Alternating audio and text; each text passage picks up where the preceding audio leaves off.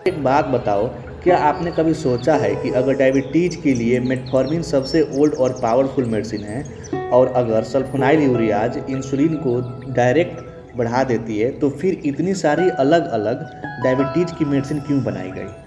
कोई कमज़ोर थी मेडिसिन, या फिर कोई बेकार थी मेडिसिन, या फिर डायबिटीज़ खुद एक ट्रिकी डिजीज़ है?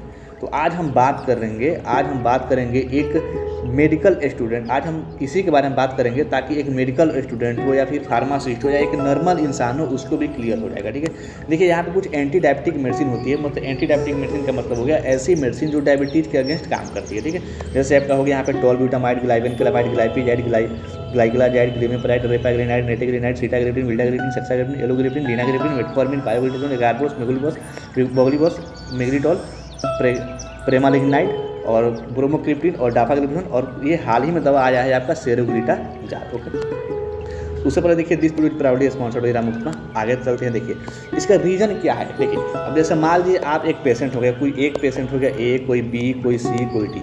तो किसी को जो ए पेशेंट वाला है, इसको कोई दूसरी एंटी डायबिटिक मेडिसिन चल गई है, कोई बी पेशेंट वाला है उसको कोई दूसरा चल रहा है, कोई सी पेशेंट वाला है कुछ कोई दूसरा टेबलेट चल रहा है, कोई डी वाला है कुछ को कोई दूसरा चल रहा है, या फिर कोई ए और जो डी वाला पेशेंट है उनको एक समान कोई डायबिटीज़ की मेडिसिन चल रही है, और कोई बी वाला कोई सी वाला पेशेंट है उसको एक समान डायबिटीज़ की मेडिसिन चल रही है। ऐसा क्यों होता है, क्यों अलग अलग या फिर किसी को सेम दवा दी जाती है?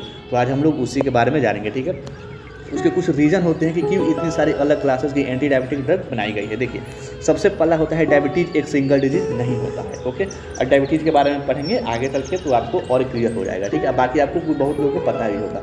दूसरा रीज़न हो गया कि डिफरेंस मैकेनिज्म एक्शन चाहिए होता है, हर ड्रग क्लास अलग जगह काम करती है। ओके, उसके बाद से जो हमारा रीज़न हो गया तीसरा, हर पेशेंट अलग होता है, इसीलिए किसी में अलग इफेक्ट होता है। ठीक है, जिसको फार्माकोडायनामिक भी बोला जा सकता है। ठीक है, उसके बाद से यहाँ पे देखते हैं यहाँ पे कम्बिनेशन थेरेपी का रूल क्या होता है। ठीक है, और मतलब अलग अलग मेडिसिन या अलग अलग जो दवाइयाँ होती है जैसे विल्डाग्लिपिन, मेटफॉर्मिन, अलग कम्बिनेशन में कैसे यूज होता है। उसके बाद से यहाँ पे देखते हैं साइड इफेक्ट और सेफ्टी का भी इशू होता है, ये भी एक रीज़न होता है, और new drug for better control का भी आता है। ठीक है, तो यह कुछ रीज़न है जो कि आपको एक एक करके हम लोग देखते हैं। ठीक है, देखिए डायबिटीज़ जो होता है एक सिंगल डिजीज नहीं होता है, यह एक्चुअली मल्टीफैक्टोरियल डिसऑर्डर होता है। कुछ पेशेंट में प्रॉब्लम जो होती है इंसुलिन रेसिस्टेंस का होता है, और कुछ में इंसुलिन डेफिशिएंसी का होता है, और कुछ में लीवर, इंटेस्टाइन या फिर किडनी लेवल पे ग्लूकोज रेगुलेटिंग डिस्टर्ब होता है, उससे भी इंसुलिन या डायबिटीज होता है।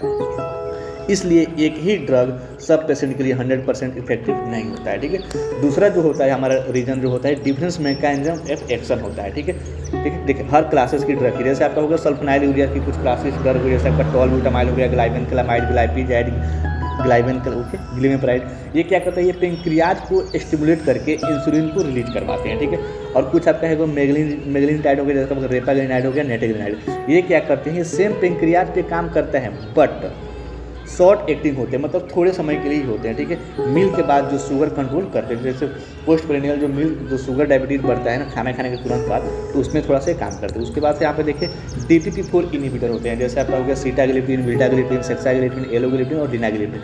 यह जो होते हैं इंसर्टिन हार्मोन के एक्शन को बढ़ा देते हैं, इस प्रोसेस पे ये काम करते हैं। इंसर्टिन हार्मोन होता है जो कि मैं इस समय वीडियो बना चुका हूँ, चाहे तो प्ले लिस्ट में जा करके टर्म वाला सेक्शन में जाकर देख सकते हैं। ठीक है, या फिर अपने हिसाब से आप देख सकते हैं। ठीक, ये क्या करते हैं, इंसुलिन रिलीज को बढ़ा देते हैं और ग्लूकागॉन कम कर देते हैं। ठीक है, उसके बाद से यहाँ पे है कुछ बिगुआनाइड, जैसे आपका हो गया मेटफॉर्मिन जो होता है उसमें कुछ लीवर और ग्लूकोज प्रोडक्शन, जो मेटफॉर्मिन जो होता है वो क्या करता है, लीवर में जो ग्लूकोज प्रोडक्शन कम करता है और इंसुलिन सेंसिटिविटी को इम्प्रूव करता है। ठीक है, इसलिए इसको दिया जाता है मेटफॉर्मिन को।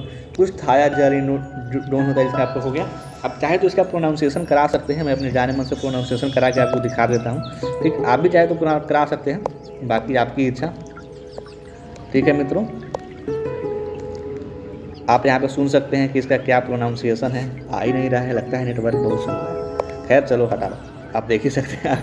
ये जो होता है जो पायोग्लिटाजोन होता है, क्या कहते हैं, फैट, मसल्स, लीवर में जो इंसुलिन रेसिस्टेंस को उसको कम करता है। ठीक है, ऐसे और भी है, जैसे कार्बोस मेडिसिन क्या होता है, इंटेस्टाइन में कार्बोहाइड्रेट एब्जॉर्प्शन को स्लो करता है, पोस्ट मील शुगर कम करता है। यही हाल ही में जो नया ड्रग आया है ना आपका सेरोग्लिटाजोल, ये भी यही काम करता है। ठीक है, जैसे कार्बोस काम करता है वैसे ये थोड़ा सा अलग होता है, इसको देखना पड़ेगा, मुझे भी याद नहीं आ रहा है। ठीक है, उसके बाद यहाँ पे देखिए कुछ गैस्ट्रिक इम्पटी स्लो करता है। ठीक है, जो प्राइमरी डाइट मेडिसिन है, क्या करता है गैस्ट्रिक इम्पिटी को स्लो करता है, ग्लूकागॉन को कम करता है, ठीक है।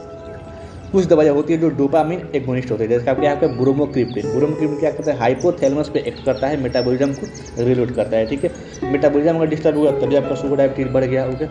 कुछ SGLT2 इनिबिटर होते हैं, जैसे आपको क्या डाफाग्लिकोजन, ये क्या करता है किडनी से एक्स्ट्रा ग्लूकोज को यूरिन में निकाल देता है, ठीक है। जैसे आप पेशाब करेगा तो पेशाब के जरिए क्या होता है यूरिन में जरिए क्या करेगा ग्लूकोज को निकाल देता है, ठीक है। डाफाग्लिकोजन ये किडनी पे एक्ट करता है, ठीक है। तो देखिए हर पेशेंट अलग होते हैं, देखिए कुछ लोग यंग और ओबेज होते हैं तो उनके लिए मेटफॉर्मिन बेस्ट होता है, और कोई दवाइयाँ होती है जो कि डॉक्टर पेशेंट के कंडीशन के हिसाब से देते हैं। ऐसा नहीं कि आप जान रहे कि आप यंग है और ओबेज है, मतलब थोड़ा मोटापा जाते हैं तो आप मेटफॉर्मिन पिल लिए, ऐसा नहीं कुछ करना है, ठीक है। मतलब मेटफॉर्मिन ले लिए, ठीक है। देखिए कुछ पेशेंट में पेंक्रियाज इंसुलिन ही प्रोड्यूस नहीं करता है, जैसे कुछ ऐसे पेशेंट हो जिसमें क्या करता है जो पेंक्रियाज है वो इंसुलिन को ही रिलीज नहीं करता है, और वहाँ पे सल्फोनाइलूरिया या फिर इंसुलिन चाहिए होता है, जो कि इंसुलिन का इंजेक्शन लिया जाता है। कुछ लोगों में लीवर सिरोसिस, किडनी प्रॉब्लम या फिर हार्ट डिजीज होती है, तो देखिए हर ड्रग जो होता है सेफ नहीं होता है। जैसे आप ये 20-22 तरह की जो ड्रग देख रहे हैं यहाँ पे क्या है, ये हर दवाइयाँ होती है, हर पेशेंट को नहीं दी जा सकती। जैसे मान लीजिए किसी को किडनी की प्रॉब्लम है, उसमें कोई दवाइयाँ नहीं दी जा सकती है, जैसे आपका भी आपने देखा डाफाग्लिकोजन जो किडनी पे काम करता है, इसको नहीं दिया जा सकता है। किसी को कोई दवाई इसमें जो होता है वो लीवर पे काम करता है, तो कोई अगर किसी पेशेंट को लीवर की प्रॉब्लम हो तो उनको नहीं दिया जा सकता है, ठीक है। ऐसे अलग अलग कंडीशन होती है, इसीलिए इतनी सारी मेडिसिन बनाई गई है, ठीक है। कुछ साइड इफेक्ट भी होते हैं और कुछ सेफ्टी का भी इशू होता है, जैसे आपका सल्फोनाइलूरिया क्या करता है इसके हाइपोग्लाइसेमिया का रिस्क होता है।